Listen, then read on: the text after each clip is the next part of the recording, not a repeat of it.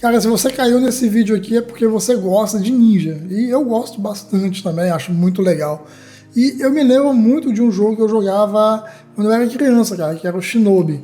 E eu gostava bastante desse jogo, cara. E veio depois uma sequência que me fez gostar ainda mais, cara, Shadow Dancer. Você lembra desse jogo? Cara, ele é um jogo já bem antigo.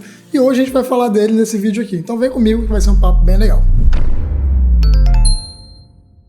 Mas antes de tudo, cara, já chega aqui deixando o seu like, se inscreve aí no canal se você não for inscrito. Se você caiu aqui de paraquedas, cara, seja bem-vindo. Esse aqui é o canal Old Gamer, eu sou o Externo. E eu tô com uma meta, cara, de chegar a 10 mil inscritos e só tem uma pessoa que pode me ajudar. Cara, é você mesmo. Então se inscreve aí, passa esse vídeo aí para seus amigos. Me ajuda a me dar essa força aí, cara. 10 mil inscritos tá muito pertinho e a gente vai conseguir chegar lá. Vem pra gangue, beleza? Então vamos falar um pouquinho de Shadow Dancer e vai ser agora, vamos lá.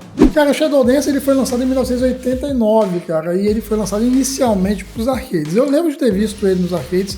Ele era um jogo até um pouco diferente daquele que foi lançado com o Mega Drive posteriormente. É sempre bom lembrar que o Mega Drive ele foi concebido pela Sega com a intenção de ser um aparelho de arcade na sua casa, cara. O objetivo dele realmente era trazer jogos de arcade para dentro de casa. Eu lembro até que a primeira propaganda do Mega Drive no Brasil trazia já estampado Altered Beast, cara, que era um jogo bem interessante, que eu também jogava nos arcades.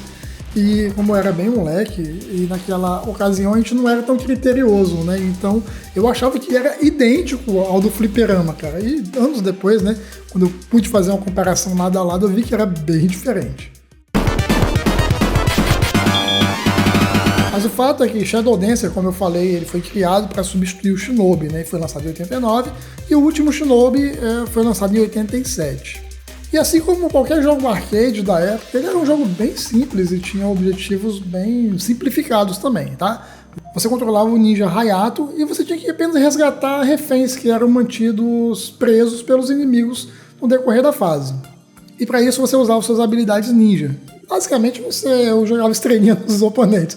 Basicamente era isso. Só que você tinha um cachorro também, cara, o Yamato. Tá? E era muito legal porque você poderia usar o cachorro para paralisar os inimigos temporariamente para que você pudesse acabar com eles mais facilmente.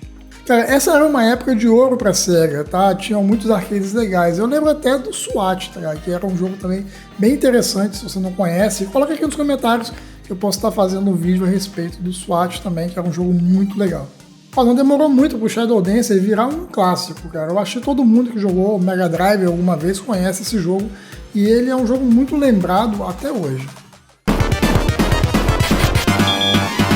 Olha, a produção do jogo ela foi bem tranquila, na verdade, né? É muito comum aqui no canal eu falar um pouco de coisas que dão errado durante a produção, mas no Shadow Dancer não. Até porque muita coisa que foi feita no Shadow Dancer foi aproveitada do jogo anterior, que era o Shinobi, tá?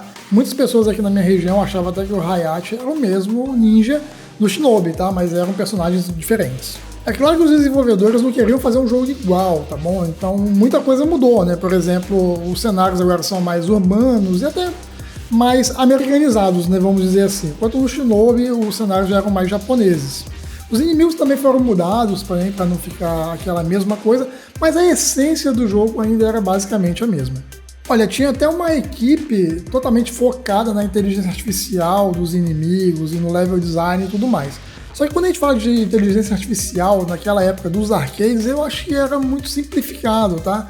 Basicamente, dizia que se o seu oponente estivesse na linha de visão do inimigo, ele teria uma reação. Basicamente era isso. Então o jogo acaba sendo bem fácil se você tiver um pouquinho de paciência para eliminar seus oponentes, tá? Porque basta você esperar ele dar um movimento deles, você faz o seu e fica tranquilo.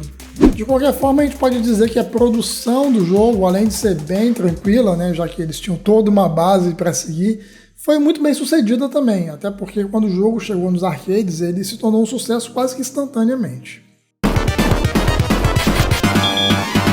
Mas ainda tem muita coisa pra gente falar a respeito desse jogo, cara, e tem muita curiosidade bacana que talvez você não saiba, mas eu vou te contar agora. Vamos lá. Talvez a curiosidade mais clara seja que o Shadow Dancer era para ser uma continuação do Shinobi, tá? Inclusive o nome do jogo não seria Shadow Dancer, tá bom? Ele foi incluído depois justamente para diferenciar um pouco os jogos.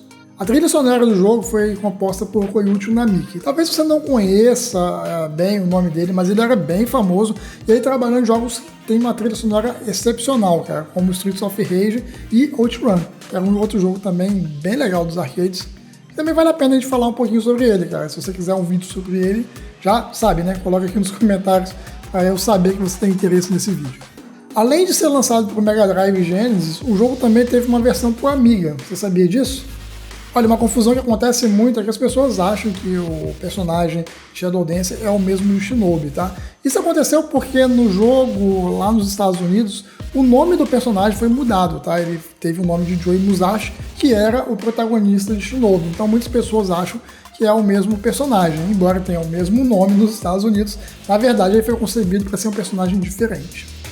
E já que a gente está falando da sequência The Secret of Shinobi, que foi lançado em 1990, ele foi lançado apenas para os consoles, tá bom? Mega Drive e Genesis. E lá no Japão ele tinha um nome diferente, tá bom? Ele chamava de Shadow Dancer Keiji no Cho, que significa Shadow Dancer Semente das Sombras. Cara, é um nome bem qualquer coisa, na verdade é essa. Então tá aí, cara, conta pra mim a sua experiência com Shadow Dancer, que eu tenho certeza que você jogou esse jogo, cara, até porque ele é muito clássico, né? E a gente vai se ver então no próximo vídeo falando um pouco mais sobre um jogo retrô, tá bom? Grande abraço pra você, valeu, fui, tchau!